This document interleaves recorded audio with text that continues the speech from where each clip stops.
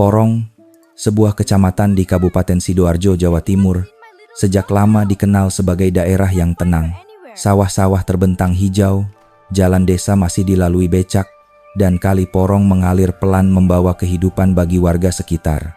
Di sore hari, anak-anak biasanya berlari di tepi sungai, sementara ibu-ibu menjemur pakaian atau menyiapkan lauk sederhana untuk keluarga.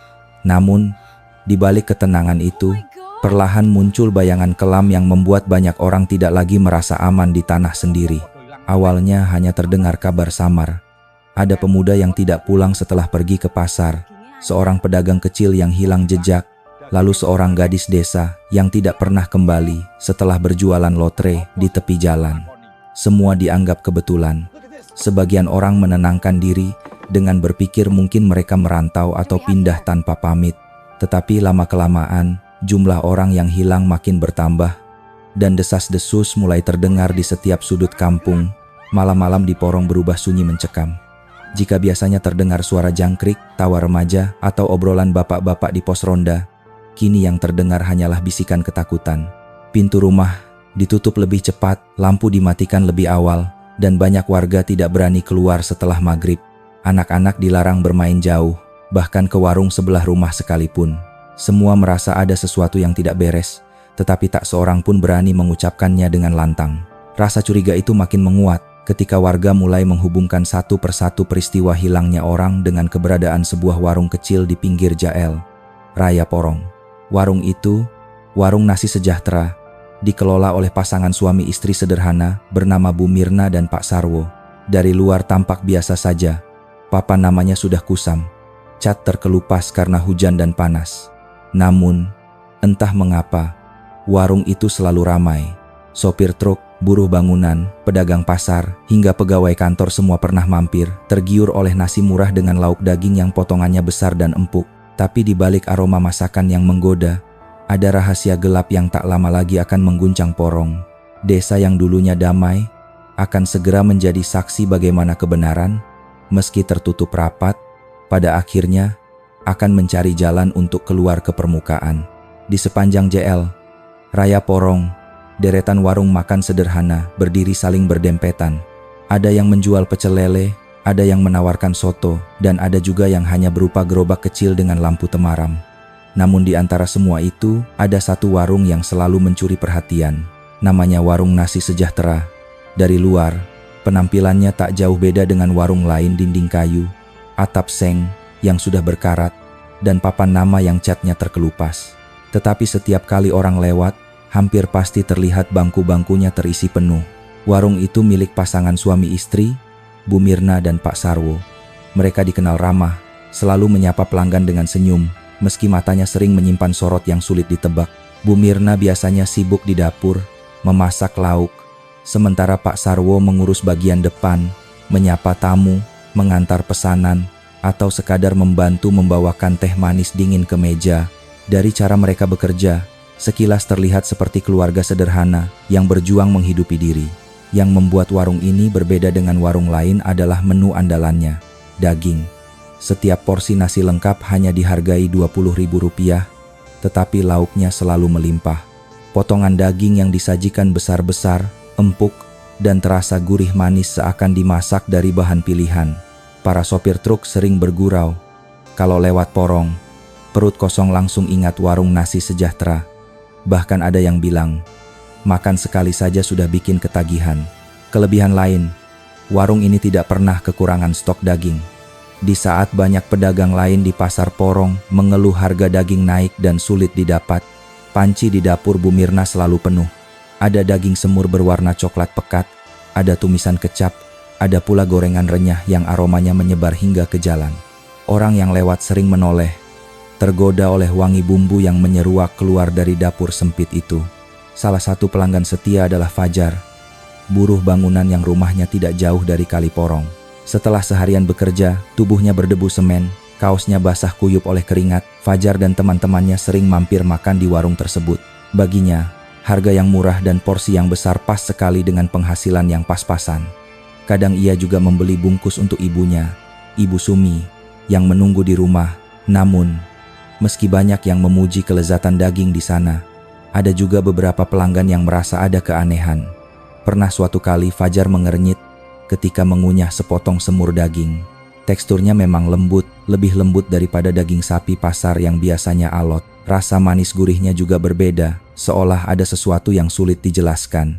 Tapi karena lapar, ia tetap menghabiskan makanannya. Begitu pula Bu Wati, pedagang kain di pasar, yang sempat merasakan hal serupa. Saat bertanya pada Bu Mirna, jawabannya selalu sama. Ini daging dari pemasok langganan, murah dan bagus kualitasnya.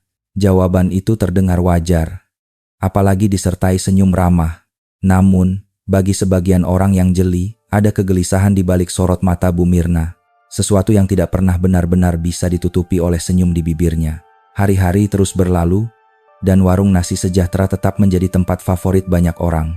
Sopir-sopir truk, buruh proyek, bahkan beberapa pegawai kantoran tetap datang silih berganti.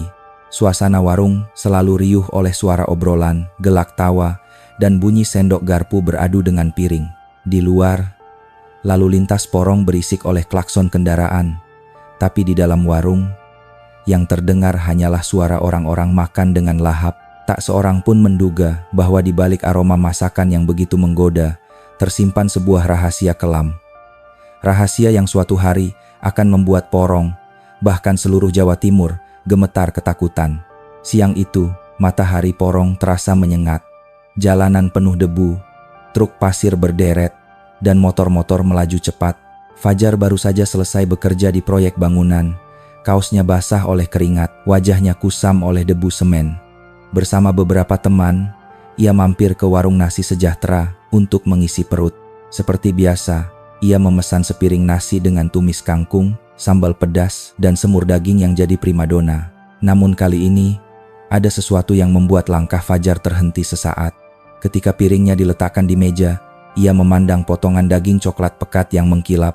Dengan ragu, ia menyuapkan sepotong kecil ke mulutnya. Teksturnya begitu lembut, bahkan lebih lembut dari daging sapi yang sering ia beli untuk ibunya di pasar. Rasanya manis gurih, tetapi ada aroma samar yang asing.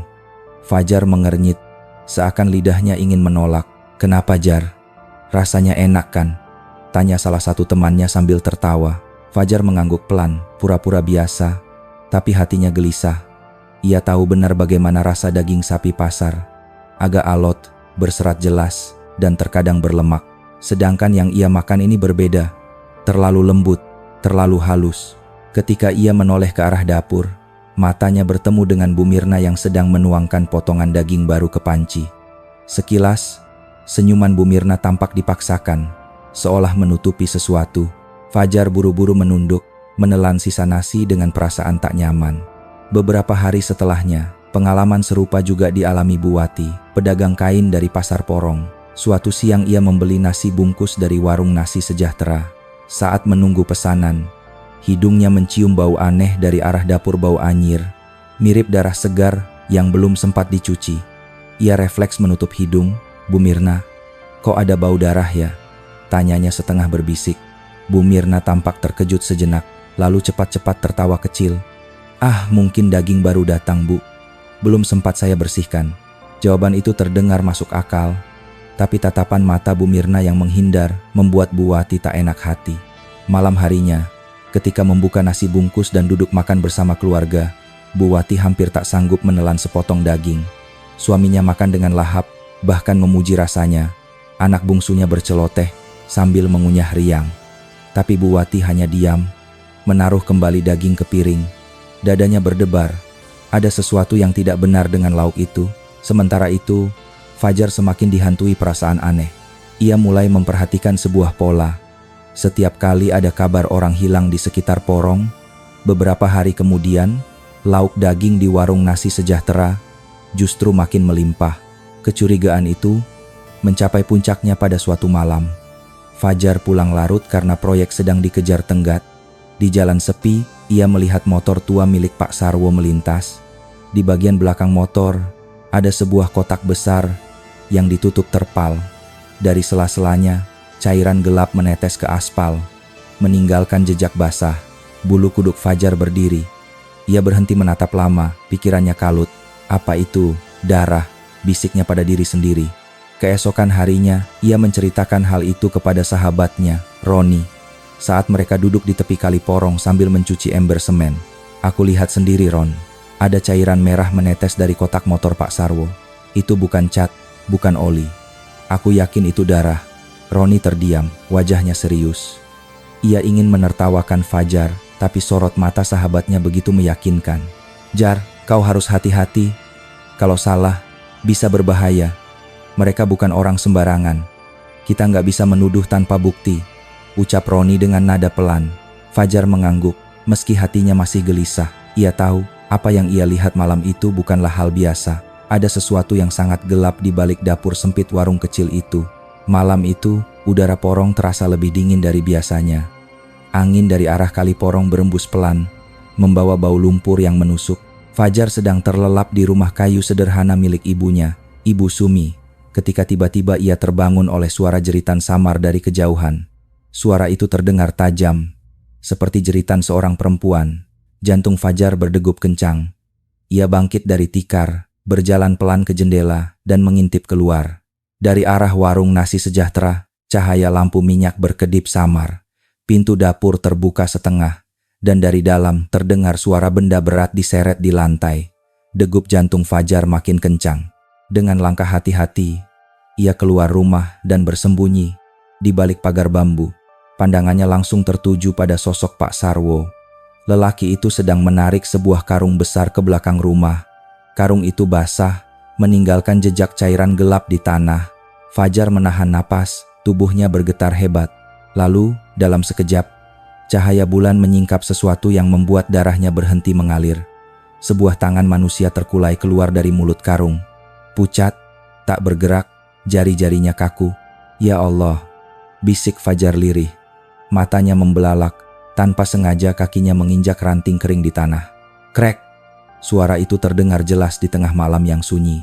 Pak Sarwo langsung berhenti, menoleh tajam, matanya menyapu kegelapan.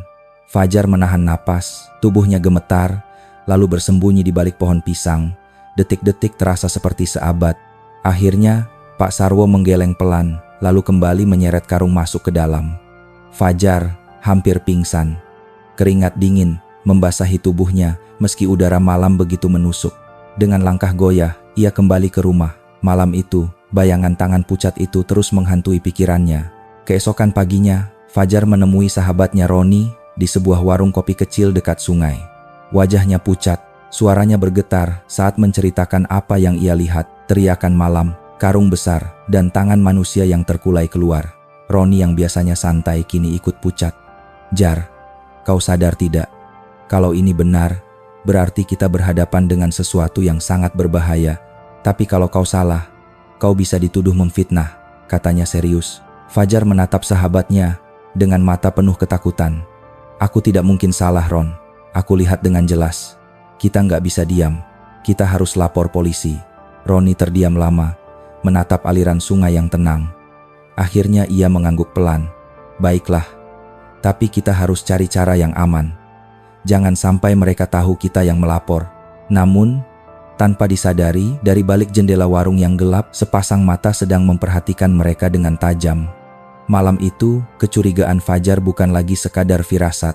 Itu adalah awal dari mimpi buruk panjang yang akan mengguncang seluruh porong. Sejak kejadian itu, hidup Fajar berubah. Setiap kali ia memejamkan mata, bayangan tangan pucat itu selalu datang. Ia merasa masih mendengar suara kain karung diseret di lantai. Di proyek, ketika mencampur semen, pikirannya melayang entah kemana.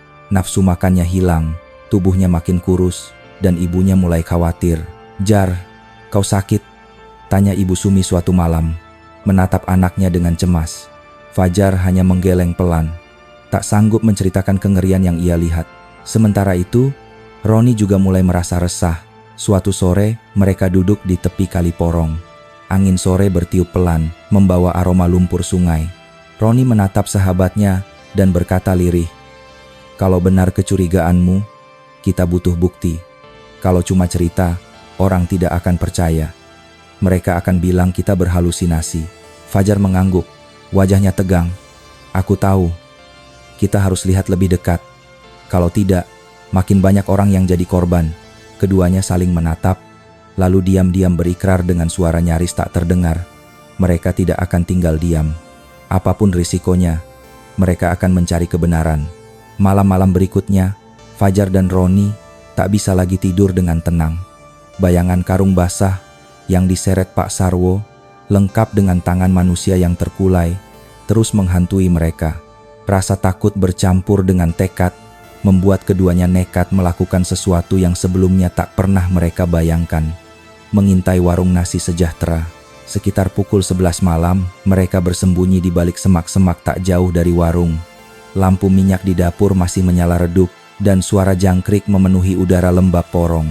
Dari celah daun, mereka melihat Pak Sarwo keluar, membawa karung lain. Kali ini, karung itu diikat seadanya di belakang motor tuanya. "Ron, itu dia," bisik Fajar dengan suara bergetar.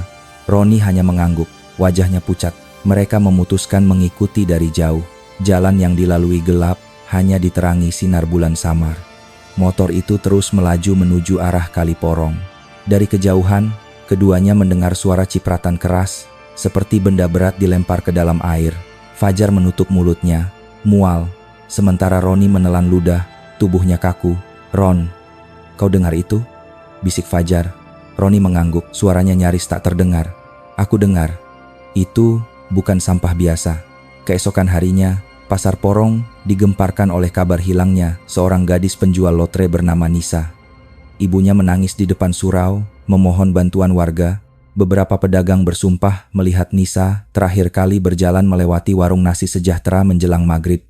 Setelah itu, ia menghilang tanpa jejak. Bisikan pun mulai menyebar, semakin lama semakin tajam. Ada yang berani berucap lirih bahwa Nisa mungkin masuk ke warung itu. Ada pula yang hanya menggeleng, lalu menyuruh orang lain diam. Di pasar, Bu Wati mendengar kabar itu dan jantungnya langsung berdegup kencang. Ingatannya kembali ke bau anyir yang pernah ia cium dari dapur warung. Malam itu, ia tak sanggup menelan makanan di rumah. Suaminya bertanya kenapa, tapi ia hanya menggeleng, tak berani bercerita. Di dalam hatinya, Bu Wati merasa berdosa karena diam, takut jika ia bersuara, keluarganya akan kena masalah. Ketegangan makin terasa. Fajar sendiri mulai melihat pola yang semakin jelas. Setiap kali ada orang hilang, tak lama kemudian, lauk daging di warung nasi sejahtera melimpah, seolah ada hubungan yang tak bisa diabaikan. Beberapa hari kemudian, saat pulang malam dari proyek, Fajar kembali melihat motor tua Pak Sarwo. Di belakangnya, kotak besar tertutup terpal. Dari sela-selanya, cairan gelap kembali menetes. Kali ini Fajar yakin tak lagi salah. Itu adalah darah. Keesokan paginya, Fajar menceritakan semuanya pada Roni di tepi Kali Porong. "Aku yakin, Ron, setiap kali ada yang hilang, warung itu selalu penuh daging. Aku lihat sendiri cairan merah dari kotak motornya. Kita nggak bisa terus diam." Roni menatap sahabatnya lama. Ia tahu risiko yang mereka hadapi, tapi melihat mata Fajar yang penuh keyakinan, ia tak sanggup lagi menyangkal. "Kalau begitu, kita harus hati-hati. Kita cari bukti lebih kuat. Kalau tidak, orang-orang akan bilang kita mengada-ada." Malam itu, keduanya kembali bersembunyi di balik rumpun bambu dekat sungai. Dari kejauhan, mereka melihat motor Pak Sarwo berhenti. Dengan kasar, ia melempar sesuatu ke air. Suara cipratan keras terdengar lagi. Fajar dan Roni saling pandang, wajah mereka pucat. Tak lama setelah itu, kabar hilangnya Nisa resmi tersebar luas. Desa Porong mulai dicekam ketakutan. Orang tua melarang anak-anak keluar malam, dan setiap langkah kaki asing menimbulkan rasa curiga. Bisik-bisik tentang warung nasi sejahtera makin kuat, tapi tak seorang pun berani mengucapkannya keras-keras. Di rumah-rumah, doa mulai dipanjatkan lebih sering. Di surau, Kiai Anwar menenangkan warga agar tetap waspada, tapi jangan gegabah. Sementara itu, Fajar dan Roni tahu, apa yang mereka lihat semalam bukan kebetulan. Mereka sedang berhadapan dengan sesuatu yang jauh lebih mengerikan dari yang dibayangkan. Kabar hilangnya Nisa menyebar cepat di Porong. Setiap sudut pasar, setiap warung kopi, bahkan di surau, orang-orang membicarakannya dengan nada lirih.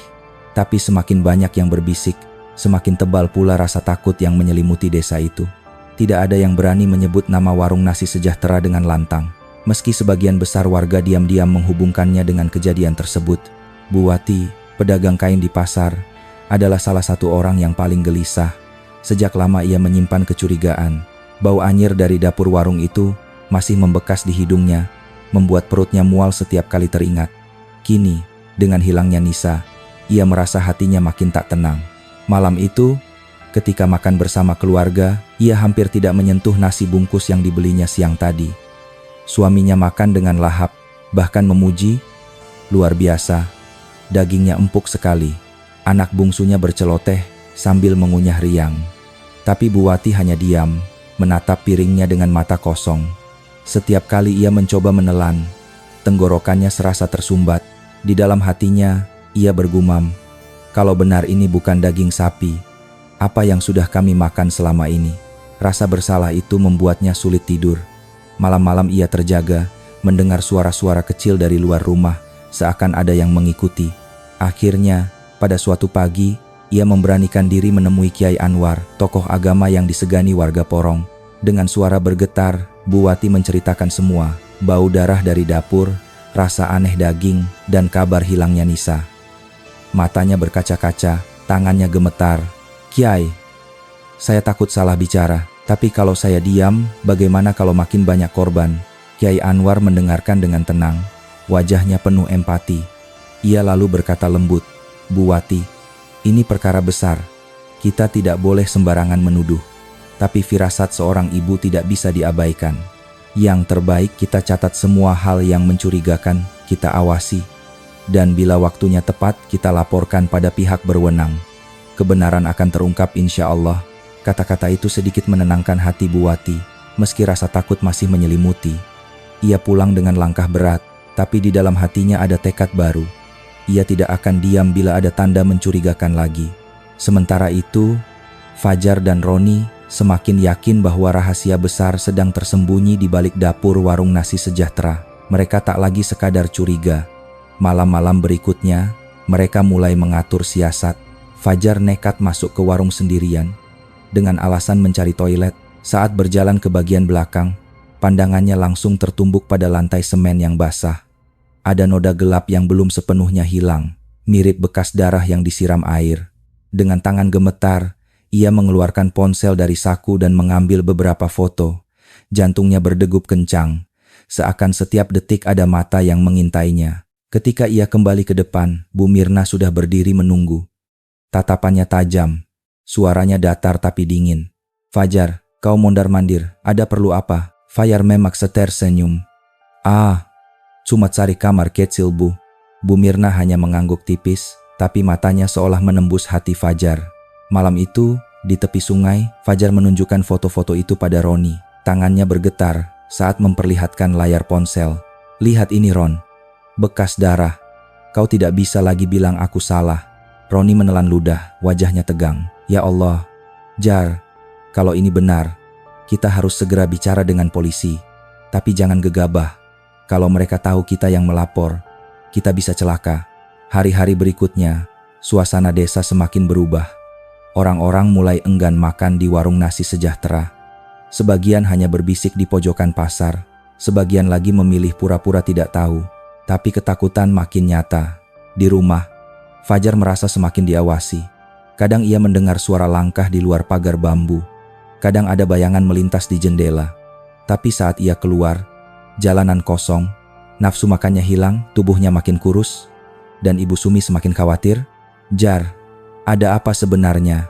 Kau berubah sekali," tanya ibunya suatu malam. Fajar hanya menggeleng, menahan semua rahasia dalam hatinya. Ia tak ingin ibunya ikut merasakan teror yang sedang ia hadapi.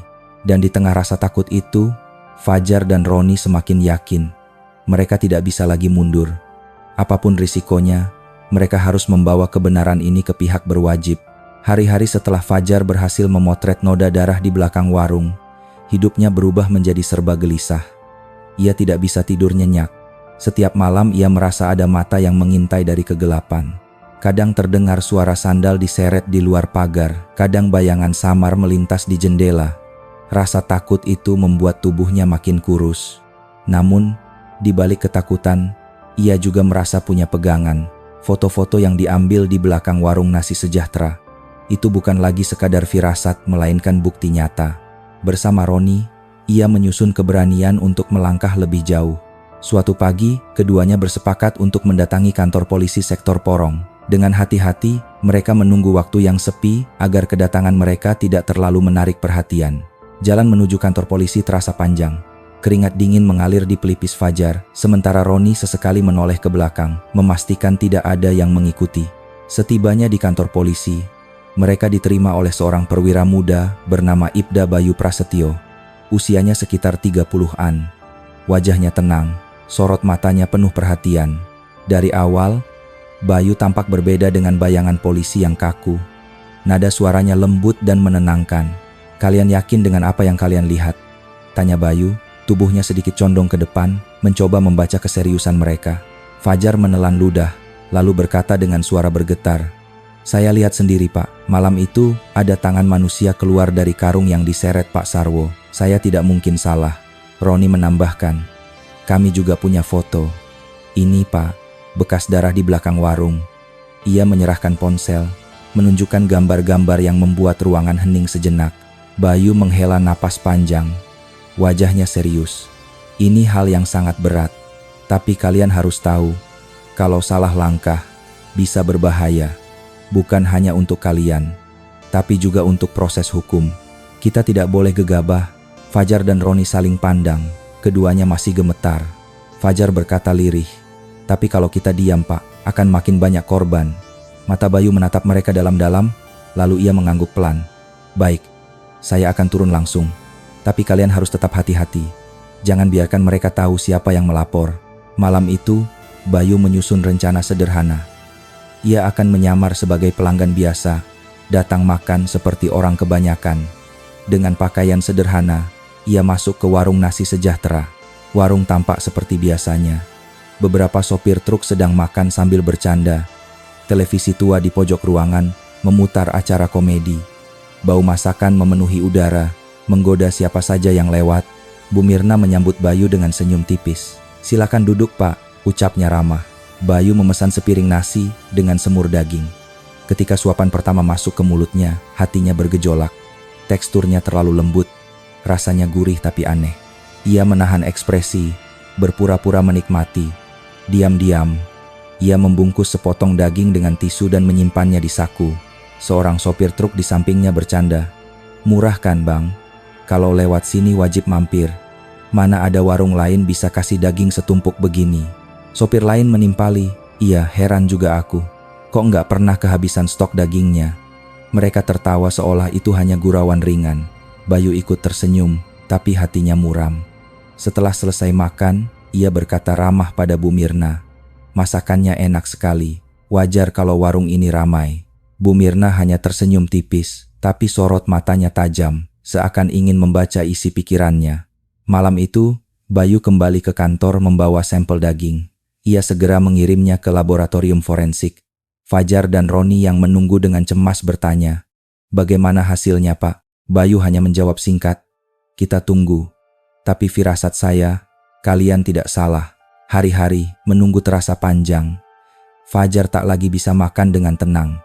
Malam-malam ia mendengar suara sandal menyeret di luar rumah. Tapi saat membuka pintu, jalanan kosong. Di pasar, ia merasa ada tatapan asing dari balik kerumunan. Rasa was-was membuat hidupnya seperti berada di ujung jurang. Sementara itu, Bu Wati juga mulai merasa terancam.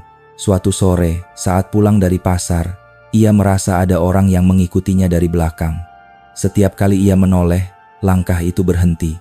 Begitu ia mempercepat jalan, suara itu terdengar lagi. Setibanya di rumah, ia buru-buru mengunci pintu, bersandar di dinding, napasnya terengah.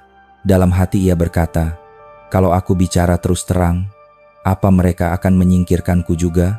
Ketakutan makin menebal. Porong tidak lagi sama. Desa kecil yang dulu tenang kini seperti dicekam bayangan hitam yang siap menelan siapa saja. Wajah Fajar pucat saat memperlihatkan kertas itu kepada Roni. "Mereka sudah tahu, Ron. Mereka tahu kita terlibat." Roni menggenggam bahu sahabatnya. Meski gemetar, ia berkata tegas, "Kalau kita berhenti sekarang, semua sia-sia. Kita harus terus maju, apapun risikonya." Kertas ancaman itu kemudian mereka serahkan kepada Bayu.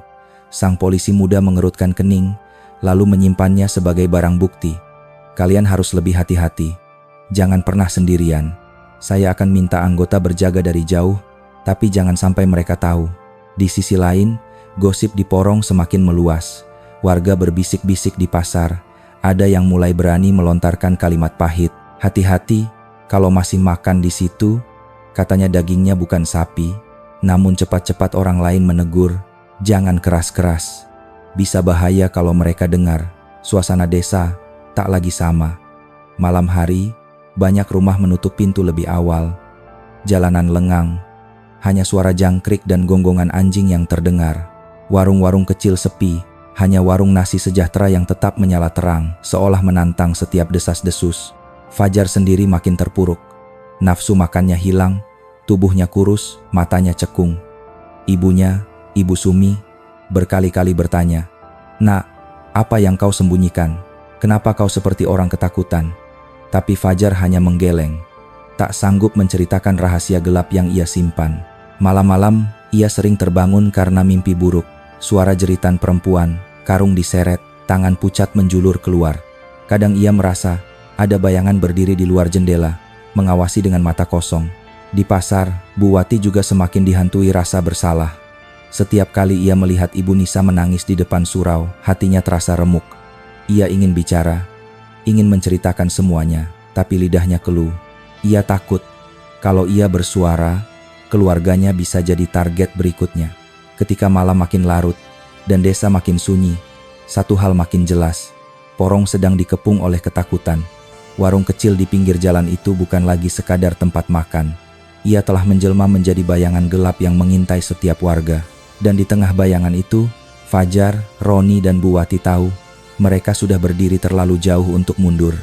Pertarungan melawan rahasia kelam itu baru saja dimulai. Malam itu, udara Porong begitu lembab.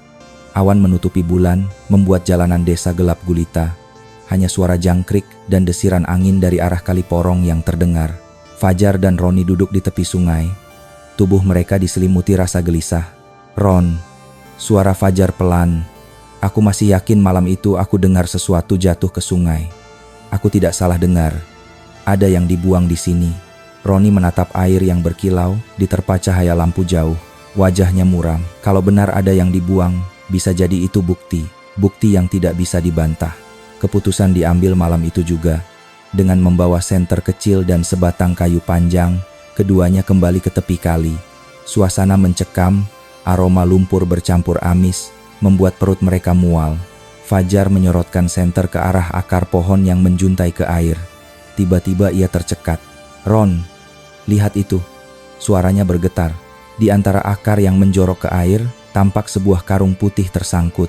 Ujungnya robek, meneteskan cairan kehitaman ke permukaan air. Bau anyir langsung menusuk hidung. Roni mundur setapak, wajahnya pucat pasi. "Ya Allah, Jar, itu bukan sampah biasa," bisiknya dengan suara bergetar. Fajar memberanikan diri mendekat, menggunakan kayu untuk mendorong karung itu. Terasa berat dan kaku, seolah ada sesuatu di dalamnya. Saat kayu menyentuh lebih keras, terdengar suara krek seperti tulang yang patah. Fajar menelan ludah, tubuhnya kaku. Roni menutup wajah dengan tangan, hampir tak sanggup melihat. Kita harus pergi. Cepat, Jar. Kalau ketahuan kita di sini, habislah kita." Dengan tangan gemetar, Fajar mengeluarkan ponselnya. Ia memotret karung itu dari berbagai sudut. Cahaya senter kecil bergetar mengikuti tangannya yang gemetaran. Setelah merasa cukup, mereka segera berlari meninggalkan lokasi. Jantung berdegup tak karuan. Keesokan paginya, keduanya menemui Ibda Bayu di titik pertemuan yang sudah mereka sepakati. Wajah mereka pucat, suara terbata-bata. "Pa, kami menemukannya. Karung di tepi kali. Bau busuk sekali. Kami sudah foto, ini buktinya." Bayu menatap foto-foto itu lama. Rahangnya mengeras. "Kita tidak bisa biarkan orang lain tahu dulu. Kalau warga melihat, bisa terjadi kepanikan. Saya akan bawa tim untuk mengambilnya diam-diam malam ini juga." Malam itu, Bayu bersama 3 anggota polisi turun ke lokasi dengan perahu kecil. Mereka menyamar sebagai nelayan yang memeriksa jaring. Fajar dan Roni menunggu dari kejauhan, jantung mereka berdegup keras. Dengan hati-hati, polisi mengangkat karung itu dari air. Begitu terbuka sedikit, bau busuk menyebar kuat hingga membuat salah satu anggota menutup hidung dengan kain. Isinya jelas bukan ikan, Pak, bisik seorang anggota. Bayu memberi isyarat tegas. Diam, jangan sampai ada yang dengar. Karung lalu diletakkan di perahu dan segera dibawa ke kota untuk diperiksa. Kabar samar-samar mulai beredar di desa. Ada yang mengatakan polisi menemukan sesuatu di sungai. Ada yang bilang itu hanya bangkai hewan. Tapi semua rumor mengarah pada satu hal, warung itu. Warga makin takut, anak-anak dilarang main dekat kali. Beberapa ibu menggembok pintu rumah lebih awal. Desa Porong terasa seperti dicekik oleh rahasia yang tidak lagi bisa ditutupi. Sementara itu, Bu Wati makin kalut. Malam-malam ia mendengar suara motor berhenti sebentar di depan rumahnya, lalu pergi lagi. Kadang ia merasa ada mata yang mengawasinya dari balik jendela. Ia memeluk anaknya erat, berdoa lirih. Jangan biarkan keluargaku jadi korban berikutnya. Tak lama kemudian, hasil pemeriksaan awal keluar. Bayu memanggil Fajar dan Roni ke kantor. Dengan suara berat, ia berkata, analisis awal menunjukkan karung itu berisi sisa tubuh manusia. Kemungkinan korban perempuan muda. Tapi kita masih perlu tes DNA untuk memastikan apakah ada kaitannya dengan Nisa. Fajar menutup wajah dengan kedua tangan. Roni duduk kaku, seolah kursinya menahan seluruh berat tubuhnya. Hening panjang menyelimuti ruangan kecil itu. Bayu menatap mereka dengan sorot mata tegas. Ini bukti kuat, tapi kita belum bisa bergerak sekarang. Kita harus tangkap mereka saat beraksi. Kalau tidak, mereka bisa menyangkal. Kalian mengerti? Fajar menunduk, suara seraknya nyaris tak terdengar. Pak, setiap malam mungkin ada korban baru. Saya takut kita terlambat. Bayu meletakkan tangannya di bahu Fajar. Percayalah, kita akan bergerak, tapi harus dengan langkah yang tepat. Kalau tidak, semua bisa hancur. Di luar kantor, langit sore tampak muram. Porong seakan menahan napas. Setiap detik terasa semakin dekat dengan ledakan besar antara kebenaran yang akan terkuak atau kegelapan yang akan menelan seluruh desa. Sejak penemuan karung putih di tepi kali Porong, suasana desa semakin mencekam. Warga tidak lagi berani keluar malam. Jalanan yang biasanya ramai obrolan selepas maghrib kini sepi. Hanya suara jangkrik dan angin yang terdengar. Namun di balik keheningan itu, ketakutan justru semakin nyata. Bagi Fajar dan Roni, ancaman sudah terasa sangat dekat. Suatu pagi, Fajar menemukan secari kertas terselip di pagar bambu depan rumahnya. Tulisan besar dengan tinta hitam membuat darahnya seakan berhenti mengalir. Berhenti ikut campur, atau giliranmu berikutnya. Wajahnya pucat, tangannya gemetar saat menunjukkan kertas itu pada Roni. Ron, mereka sudah tahu. Kita diawasi. Roni menatap lama, lalu berkata lirih. Kalau kita mundur sekarang, semua sia-sia. Kita sudah terlalu jauh. Lebih baik kita terus maju, apapun risikonya. Meski gemetar, kata-kata itu menancap kuat di hati Fajar. Mereka pun segera menyerahkan kertas ancaman itu kepada Ibda Bayu. Polisi muda itu membaca cepat, rahangnya mengeras. Kalian harus lebih hati-hati. Mulai sekarang jangan pernah sendirian. Saya akan minta anggota jaga jarak jauh di sekitar rumah kalian, tapi tanpa menampakkan diri. Jangan sampai mereka tahu. Sementara itu, gosip di Porong semakin memanas. Di pasar, orang-orang berbisik tentang warung itu. Ada yang berani berkata lirih, kalau masih makan di sana, berarti kau sudah menutup mata. Tapi sebagian warga memilih diam, takut jadi sasaran berikutnya. Di rumah-rumah, rasa takut bercampur dengan rasa bersalah. Beberapa lelaki desa mulai berbisik ingin bertindak sendiri. Kalau polisi lambat, kita saja yang bertindak. Namun, cepat-cepat ada yang menegur. Jangan gegabah, kalau salah nyawa kita taruhannya. Malam hari, Bu Wati semakin sering merasa diawasi. Pernah suatu kali, ia mendengar suara langkah berat di dekat dapur rumahnya. Ketika ia mengintip lewat celah jendela, bayangan hitam bergerak cepat lalu menghilang. Tubuhnya gemetar, ia buru-buru memeluk anaknya sambil berdoa panjang. Di sisi lain, Bayu tahu waktu makin sempit. Ia mengumpulkan tim kecil di kantor sektor. Peta besar terbentang di meja, dengan lingkaran merah menandai warung nasi sejahtera. Kita tidak bisa bertindak ceroboh, kata Bayu tegas. Mereka harus ditangkap saat sedang beraksi. Kalau tidak, mereka bisa menyangkal. Seorang anggota muda angkat tangan. Pak, apa kita punya cukup orang untuk penggerbekan malam? Mereka mungkin melawan. Bayu menatapnya dalam. Kita tidak boleh menunda. Setiap malam bisa berarti satu korban baru. Rencana pun disusun. Sebagian anggota akan menyamar sebagai sopir truk dan pedagang kecil di sekitar warung. Sebagian lagi mengintai dari arah sungai, berpura-pura sebagai nelayan. Semua harus bergerak serentak, tapi menunggu momen yang tepat. Sementara itu, Fajar dan Roni makin tertekan. Malam-malam mereka penuh dengan suara-suara mencurigakan. Kadang terdengar suara langkah di luar rumah. Kadang ada bayangan melintas di jendela. Suatu malam, Fajar bahkan mendengar suara lirih memanggil namanya dari luar. "Faya." Ia terbangun, gemetar, membuka jendela. Namun yang terlihat hanya kegelapan pekat. Angin dari arah sungai membuat bulu kuduknya berdiri. Dengan cepat ia menutup jendela kembali, napasnya terengah. Esok harinya, ia menceritakan pada Roni. "Aku dengar suaranya, Ron. Seperti suara Nisa. Memanggilku." Roni menggenggam bahu sahabatnya. "Mungkin itu tanda, Jar. Dia minta kita jangan menyerah."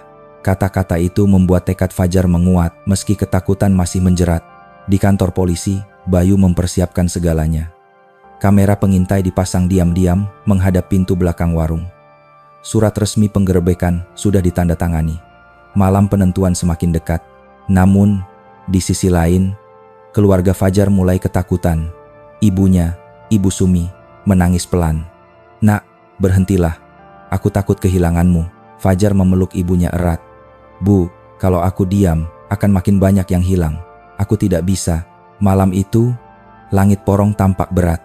Angin dari arah sungai membawa aroma lumpur bercampur ketegangan.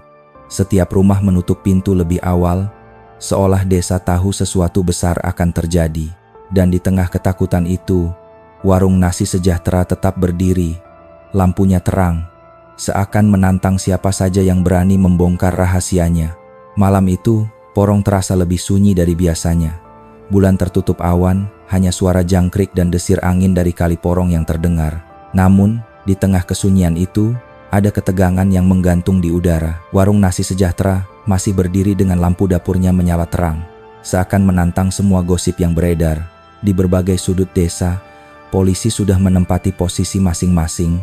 Ada yang bersembunyi di balik rumpun bambu, ada yang duduk di perahu kecil di tepian sungai berpura-pura sebagai nelayan malam, dan ada yang berjaga di jalan kecil sambil berpura-pura menunggu tumpangan.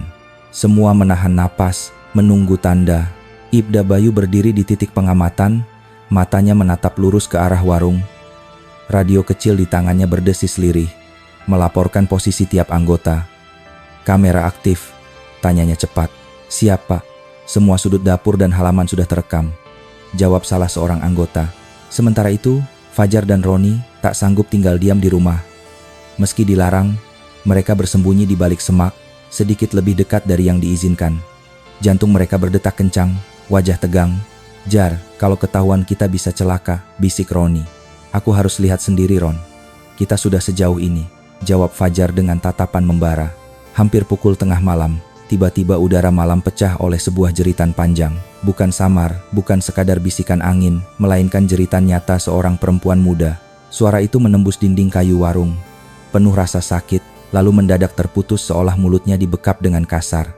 Fajar mencengkeram lengan Roni erat-erat. "Ron, itu suara manusia, jelas sekali." Roni hanya mengangguk, wajahnya pucat. Dari celah jendela, bayangan bergerak cepat. Pak Sarwo terlihat mengangkat sesuatu menuju dapur, disusul Bu Mirna yang menyalakan lampu minyak tambahan. Dalam cahaya redup, kilatan pisau besar sempat terlihat, membuat bulu kuduk semua yang mengintai berdiri. "Pak, kita serbu sekarang," bisik salah seorang anggota polisi.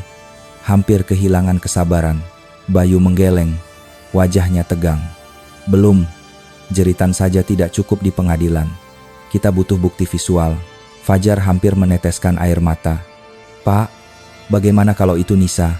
Bagaimana kalau dia masih hidup?" Suaranya serak penuh putus asa. Bayu menoleh, sorot matanya tajam. "Saya juga ingin masuk sekarang, Jar. Tapi kalau kita gegabah, mereka bisa bebas. Kita harus pastikan, saat masuk, ada bukti yang tak terbantahkan." Di dalam warung, suara benda berat diseret terdengar jelas. Lantai kayu berderit, pintu belakang terbuka sebentar. Sebuah karung gelap tampak ditarik keluar.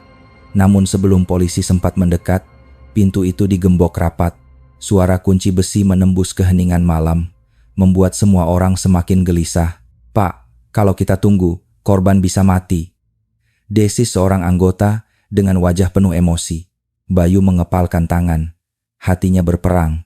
Ia tahu keputusan gegabah bisa menghancurkan segalanya. Setelah menahan diri, ia berkata pelan tapi tegas, "Mundur malam ini. Besok kita siapkan surat resmi, kamera tambahan, dan dukungan penuh. Mereka akan mengulanginya lagi, dan saat itu kita tangkap basah." Fajar hampir berteriak protes, tapi Roni menahannya. Dengan langkah berat, tim polisi mundur perlahan, menyatu kembali dalam kegelapan. Dari kejauhan, warung nasi sejahtera tetap berdiri. Lampu dapurnya menyala terang, seolah tak terjadi apa-apa. Keesokan paginya, gosip tentang jeritan langsung menyebar. Beberapa warga mengaku mendengarnya dari arah warung. Di pasar, orang-orang berkumpul dalam kelompok kecil, wajah mereka penuh rasa marah dan takut. "Kalau polisi lambat, kita saja yang bertindak," seru seorang lelaki muda. "Jangan bodoh. Kalau salah sasaran, nyawa kita melayang," tegur yang lain cepat-cepat. Buati yang ikut mendengar diskusi itu hanya bisa menggenggam kain di tangannya erat-erat. Wajahnya pucat, tubuhnya gemetar. Ia teringat suara dentuman dari dapur warung beberapa hari lalu dan jeritan yang ia dengar semalam. Malam itu, ia tak tidur, hanya duduk memeluk anaknya erat, berbisik dalam doa, "Jangan biarkan keluargaku jadi korban berikutnya." Bagi Fajar dan Roni, malam itu menjadi titik balik. Mereka sadar kebenaran hanya tinggal selangkah lagi. Namun, bayang-bayang bahaya semakin nyata. Mereka tahu, sekali saja mereka lengah, hidup mereka bisa jadi taruhan. Malam berikutnya, desa Porong seakan menahan napas panjang. Bulan tersembunyi di balik awan, dan udara terasa lebih berat dari biasanya. Di kejauhan, warung nasi sejahtera masih tampak terang benderang, seolah tak terusik oleh bisikan gosip yang kian deras. Namun malam itu, bayangan sudah mengepung dari segala arah. Polisi bersiaga di berbagai titik. Ada yang bersembunyi di balik rumpun bambu, ada yang duduk di perahu nelayan dengan jaring palsu, ada yang berpura-pura sebagai sopir truk yang istirahat di pinggir jalan. Semua telah menyiapkan posisi. Malam ini bukan lagi sekadar pengintaian. Malam ini adalah malam penentuan. Ibda Bayu berdiri di titik pengamatan. "Kamera aktif?" tanyanya cepat. "Siap, Pak. Semua sudut dapur dan halaman belakang sudah terekam," jawab seorang anggota. Tak jauh dari sana, Fajar dan Roni kembali nekat ikut mengintai dari balik semak. Meski berulang kali diperingatkan, mereka tidak bisa tinggal diam. "Ron, kalau ada sesuatu, aku harus lihat sendiri," bisik Fajar dengan tatapan penuh tekad. Roni menghela napas panjang. "Kau gila, Jar. Tapi aku ikut bersamamu sampai akhir." Hampir pukul 1 dini hari, tiba-tiba jeritan panjang kembali pecah dari dalam warung. Kali ini lebih jelas, lebih nyaring, menembus dinding kayu, dan membuat bulu kuduk semua orang berdiri.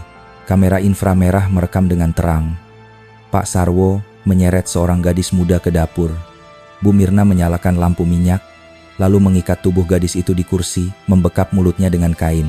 Mata gadis itu melotot penuh ketakutan. Ia berusaha meronta, namun ikatannya terlalu kuat. Dari balik semak, Fajar melihat jelas. Saat mata korban berputar ke arah jendela, tatapannya bertemu dengan mata Fajar. Basah, penuh air mata. Fajar merasa darahnya berhenti mengalir. "Pak, cukup, bukti visual sudah ada," seru seorang anggota. Bayu mengangkat tangan tinggi. "Sekarang, masuk." Dalam hitungan detik, polisi bergerak serentak. Tim depan mendobrak pintu utama dengan teriakan lantang. "Polisi, jangan bergerak!" Pintu kayu pecah dengan suara menggelegar. Tim belakang langsung mengepung pintu dapur. Suasana malam mendadak pecah oleh suara kayu patah, teriakan keras, dan langkah kaki berderap.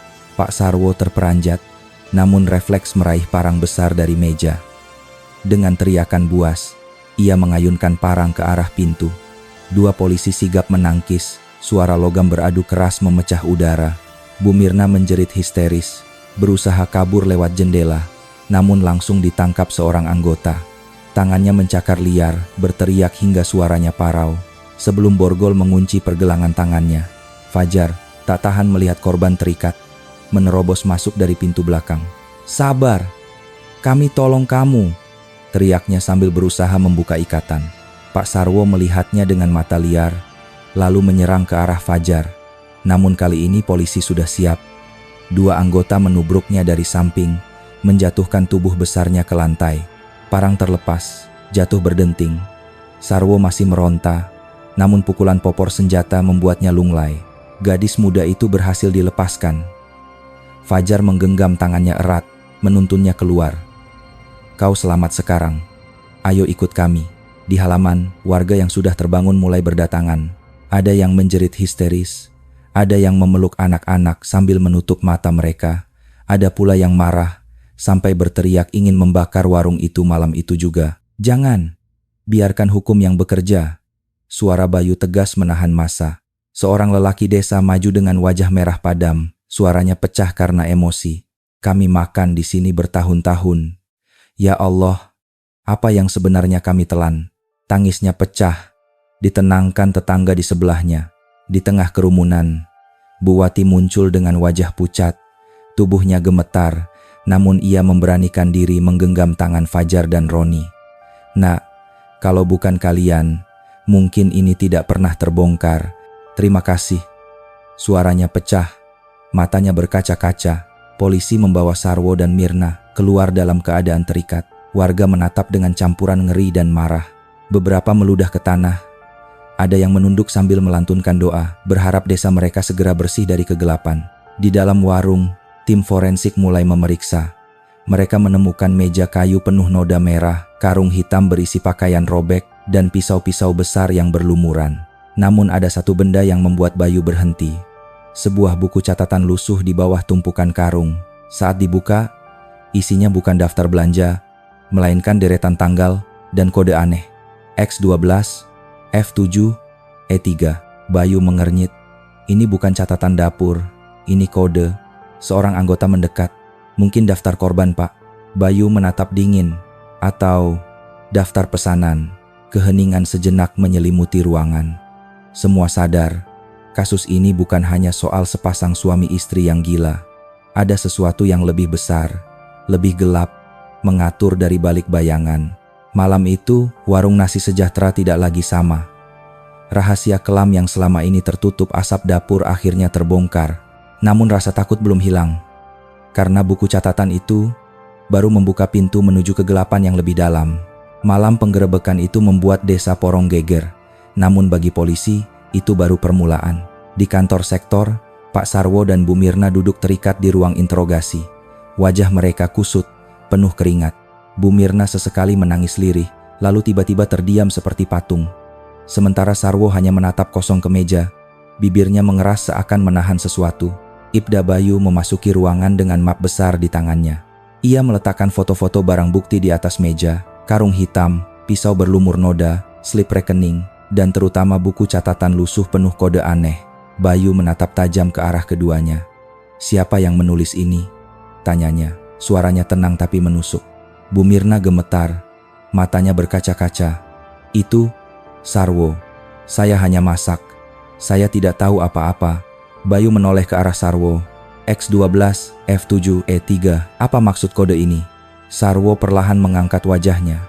Senyum tipis, dingin, menghiasi bibirnya. Itu hanya tanda. Kalian tidak akan mengerti. Bayu menggebrak meja. Jangan pura-pura. Kami sudah temukan slip rekening dengan jumlah besar. Bahkan segel asing di plastik. Katakan yang sebenarnya. Namun Sarwo hanya menghela napas panjang. Seolah bosan. Kalian pikir dunia ini bersih? Jalan-jalan besar di luar sana penuh tempat seperti ini. Porong hanyalah satu titik kecil. Kalian takkan sanggup membersihkan semuanya. Ucapan itu membuat udara di ruangan seolah membeku. Bu Mirna menangis lebih keras. Saya tidak tahu banyak.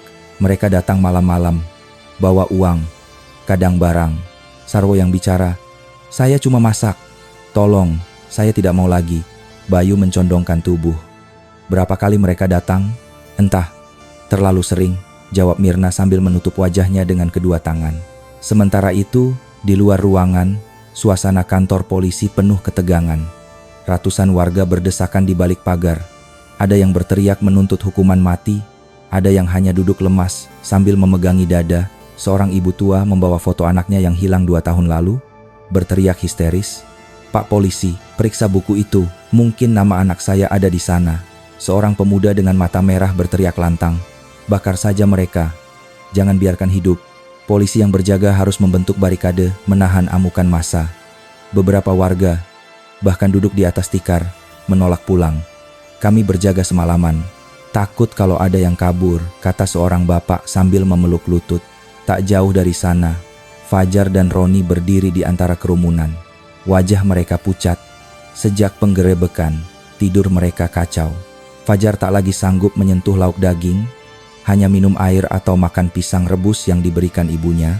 "Ron," bisiknya dengan suara serak, "rasanya setiap kali aku melihat daging, aku seperti menelan darah." Roni mengangguk pelan. "Aku pun begitu, Jar. Bau asap dapur saja membuatku mual." Kata-kata Sarwo terus terngiang di kepala mereka. Porong hanyalah satu titik kecil.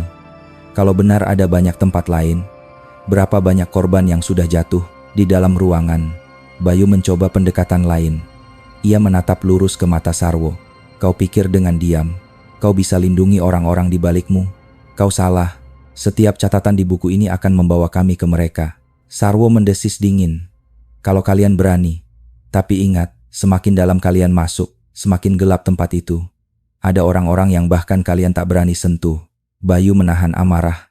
Ia menutup buku catatan dengan keras, lalu berdiri. Ia tahu ucapan Sarwo bukan sekadar ancaman kosong. Keluar dari ruangan, Bayu melangkah di lorong panjang.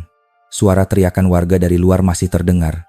Ia berhenti sejenak, menatap buku lusuh di tangannya, lalu bergumam pelan, "Kalau catatan ini benar, kita belum masuk ke neraka. Kita baru berdiri di gerbangnya." Malam itu, Porong tak lagi sama. Desa kecil yang dulu tenang kini sadar bahwa kasus mengerikan ini hanyalah ujung dari benang kusut. Dan semakin dalam mereka menariknya, semakin besar pula bayangan hitam yang menunggu di balik. Beberapa hari setelah interogasi Sarwo dan Mirna, suasana Porong semakin mencekam. Jalan desa yang biasanya ramai kini lengang. Anak-anak dilarang keluar setelah maghrib. Warung makan menutup lebih cepat dan warga lebih memilih memasak seadanya di rumah. Ketakutan belum hilang, malah berubah menjadi bisikan yang semakin menekan. Kalau benar ada jaringan, apakah mereka akan kembali ke sini?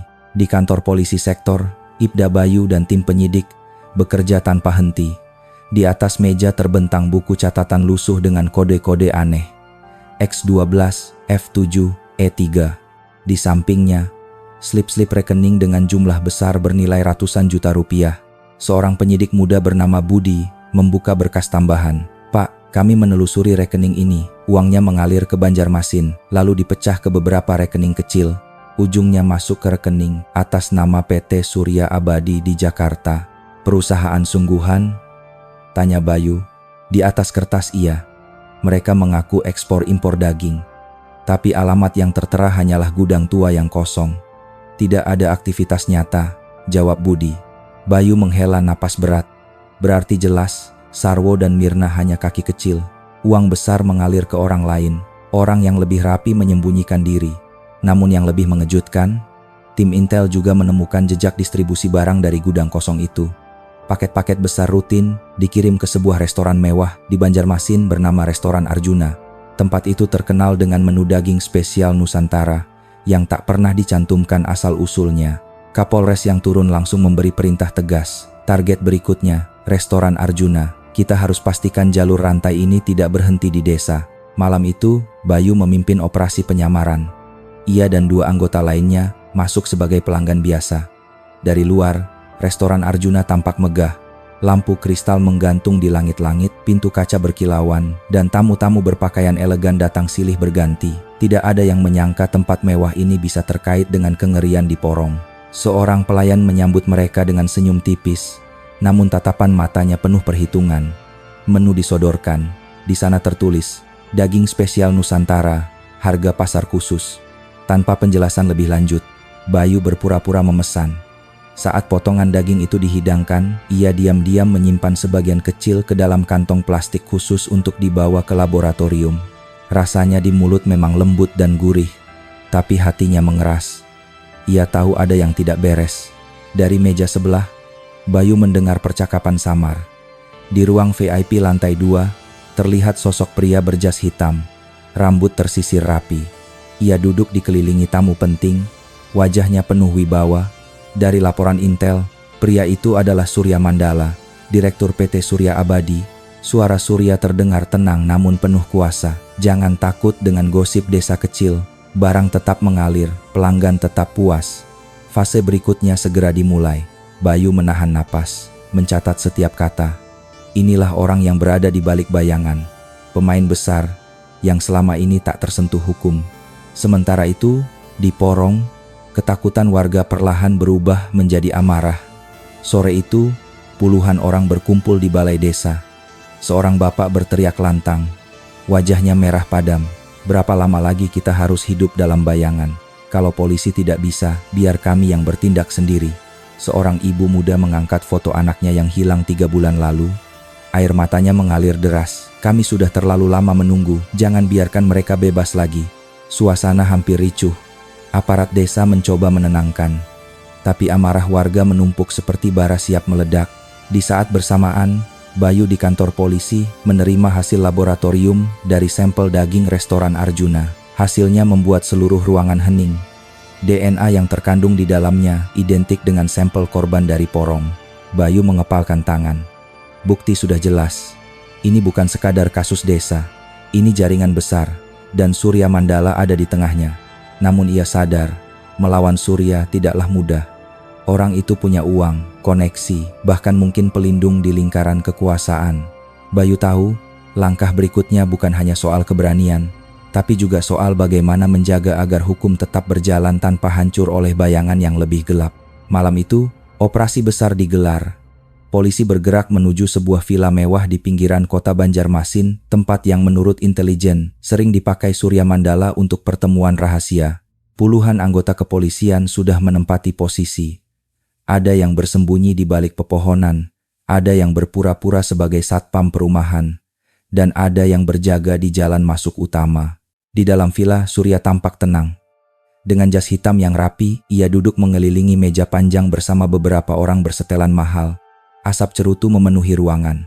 Suaranya datar namun penuh kuasa. Distribusi berjalan lancar. Desa kecil sudah terkendali. Fase berikutnya akan kita perluas. Pasar semakin besar dan pelanggan semakin loyal. Namun, sebelum ia sempat melanjutkan, suara dentuman keras terdengar. Pintu villa didobrak. Polisi bersenjata lengkap masuk dengan teriakan lantang. "Polisi, jangan bergerak!" Kekacauan pecah. Beberapa orang mencoba kabur lewat jendela, namun segera ditangkap. Surya masih sempat berdiri, menatap dengan senyum tipis. "Kalian pikir sudah menang dengan menangkapku? Masih banyak yang lain di luar sana. Namun kali ini bukti terlalu kuat. Laptop, dokumen distribusi, catatan rekening, bahkan pengakuan anak buah yang sudah ditangkap sebelumnya. Semua mengarah pada Surya." Borgol mengunci pergelangan tangannya, dan ia dibawa keluar villa dengan wajah tetap tanpa ekspresi. Di jalan, ratusan warga yang sudah mendengar kabar penangkapan berkumpul. Sebagian marah, sebagian menangis lega. Seorang ibu memeluk foto anaknya sambil bersujud, berulang kali mengucapkan syukur. Seorang lelaki tua berteriak dengan suara serak, keadilan akhirnya datang. Sementara itu, di desa Porong, keadaan perlahan berangsur pulih.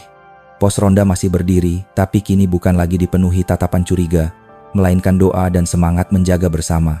Pasar mulai ramai kembali, meski sebagian besar masih trauma.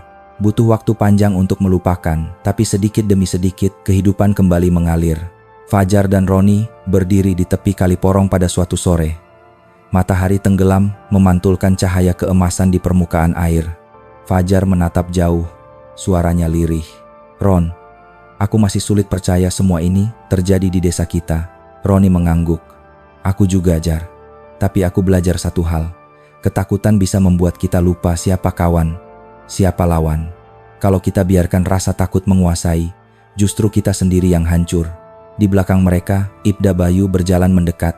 Ia tersenyum tipis mendengar percakapan itu. "Kalian berdua belajar lebih cepat dari banyak orang dewasa. Ingatlah, kejahatan tidak selalu datang dari luar. Kadang ia tumbuh dari keserakahan dan putus asa di hati manusia. Satu-satunya cara melawannya adalah dengan terus berpegang pada kebaikan." Kata-kata itu membekas dalam hati mereka. Bagi Fajar dan Roni, Pengalaman ini meninggalkan luka, namun juga kekuatan baru. Mereka sadar, hidup mereka tak akan pernah sama lagi.